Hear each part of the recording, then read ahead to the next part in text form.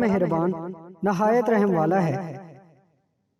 کسی کو دکھ دینے والا کبھی خوش نہیں رہ سکتا۔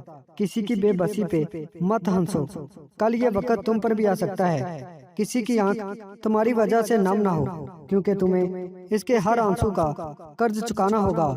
مظلوم اور نمازی کی آہ سے ڈرو، کیونکہ آہ کسی کی بھی ہو عرش کو چیر کر اللہ کے پاس جاتی ہے۔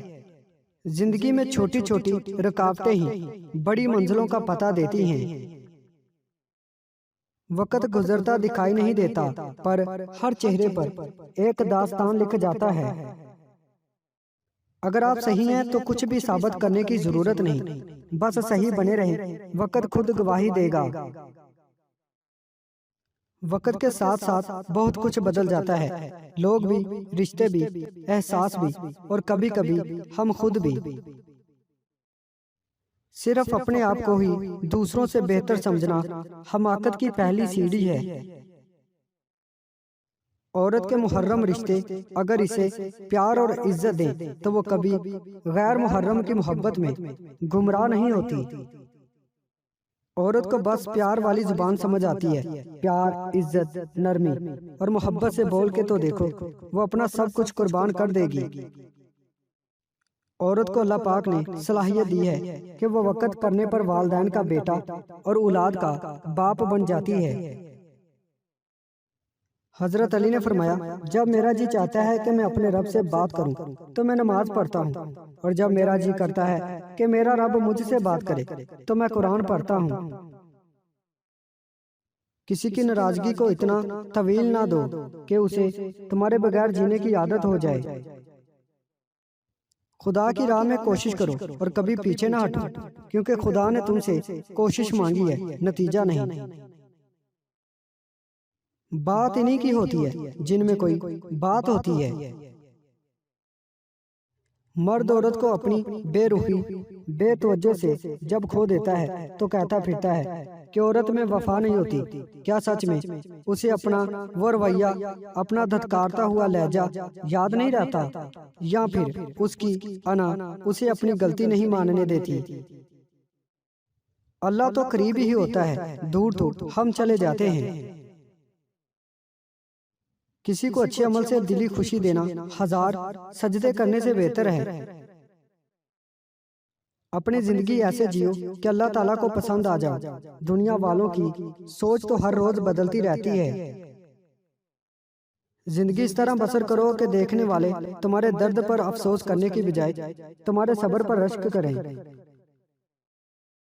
وقت بدل دیتا ہے زندگی کے سبھی رنگ، کوئی چاہ کر اپنے لیے اداسی نہیں چنتا۔ برا وقت وہ شفاف آئینہ ہے جو بہت سے چہرے واضح کر دیتا ہے۔ حادثہ سبب کو نتیجے سے محروم کرنے والے واقعے کا نام ہے، اور زندگی حادثات کی زد میں رہتی ہے۔ اسلام میں بیٹی کی اہمیت ہمارے پیارے نبی حضرت محمد صلی اللہ علیہ وآلہ وسلم فرماتے ہیں کہ عورت کے لیے یہ بہت ہی مبارک ہے کہ اس کی پہلی اولاد لڑکی ہو۔ جس شخص کی بیٹیاں ہوں اس کو برا مت سمجھو، اس لیے کہ میں ابھی بیٹی کا باپ ہوں۔ جب کوئی لڑکی پیدا ہوتی ہے تو اللہ تعالیٰ فرماتا ہے، کیا لڑکی تو زمین پر اتر، میں تیرے باپ کی مدد کروں گا۔ میں نے کہا تھک چکا ہوں، جواب آیا، خدا کی رحمت سے نا امید نہ ہو۔ ہر آدمی اپنا درخت الگ الگ اگانا چاہتا ہے، یہی وجہ ہے کہ انسانیت کا باغ تیار نہیں ہوتا۔ اناؤں، نفرتوں، خود غرضیوں کے ٹھہرے پانی میں محبت گھولنے والے بڑے درویش ہوتے ہیں۔ میں نے بندگی کا طریقہ پرندوں سے سیکھا، جن کے گھونسلے طوفانی راتوں میں تباہ ہو جاتے ہیں، مگر صبح ہوتے ہی وہ شکایتوں کی بجائے اللہ سبحانہ تعالیٰ کی حمد و ثنا میں مصروف ہو جاتے ہیں۔ زندگی صدیوں، سالوں، دنوں یا مہینوں میں نہیں بدلتی، زندگی اسی لمحے میں بدل جاتی ہے جس میں آپ زندگی بدلنے کا فیصلہ کرتے ہیں۔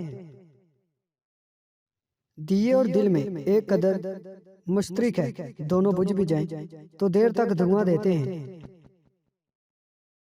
بارش میں نے دیکھا کہ جن کے پاس سکے تھے وہ شوق سے بھیگتے رہے، اور جن کے پاس نوٹ تھے وہ چھت تلاش کرتے رہے۔ اگر کسی نے اپنے دوست سے مشورہ لیا اور اس نے صحیح مشورہ نہ دیا تو اللہ تعالیٰ اس کی عقل کو سلب کر لے گا۔ 3 اشخاص سے محبت ہوتی ہے: ہم مزاج بیوی سے، نیک اولاد سے اور صاف دل دوست سے۔ تیرا راز تیرا خون ہے، اسے صرف تیری ہی رگوں میں دھورنا چاہیے۔ تمہاری وجہ سے اگر کوئی بے سکون ہو جائے تو یاد رکھو تم ظالموں میں سے ہو۔ رشتوں میں کمزوری کی ایک وجہ یہ بھی ہوتی ہے کہ ہم ایک دوسرے کے غصے میں کہی گئی باتوں کو تو ہمیشہ یاد رکھتے ہیں، لیکن پیار و محبت اور سکون میں کی گئی باتوں کو فوراً بھلا دیتے ہیں۔ مرد بھی کیا عجیب شے ہے، بیوی میں طوائف جیسی ادائیں اور طوائف میں بیوی جیسی وفاداری تلاش کرتا ہے۔ کبھی ایسا بھی ہوتا ہے کہ سکون کے لیے دعا کی نہیں، کسی کے لفظوں کی ضرورت ہوتی ہے۔ کچھ الفاظ محض الفاظ نہیں ہوتے، وہ کیفیت ہوتی ہے۔ سمجھ جب ہی آتی ہے جب خود آپ پر سے گزرتی ہے۔ زندگی میں ایسے لوگ شامل کرو جو آئینہ اور سایہ بن کے ساتھ رہیں، کیونکہ آئینہ جھوٹ نہیں بولتا اور سایہ ساتھ نہیں چھوڑتا۔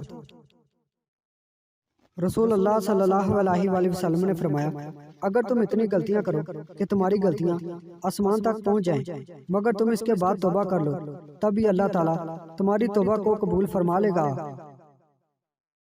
جب مرد کا عورت سے دل بھر جاتا ہے تو وہ یہ 3 کام کرتا ہے: مصروف ہونے کے بہانے بنانے لگتا ہے، اس کا لہجہ بدل جاتا ہے، نمبر 3 عورت کے کردار پر انگلی اٹھانے لگتا ہے۔ امید کرتا ہوں دوستو آج کی ویڈیو آپ کو پسند آئی ہے۔ ویڈیو پسند آئی ہے اس کو لائک کر دیں، ہمارے چینل کو سبسکرائب کر دیں اور ساتھ ہی ہمارے فیس بک پیج کو لائک کرنا مت بھولیے گا۔ شکریہ۔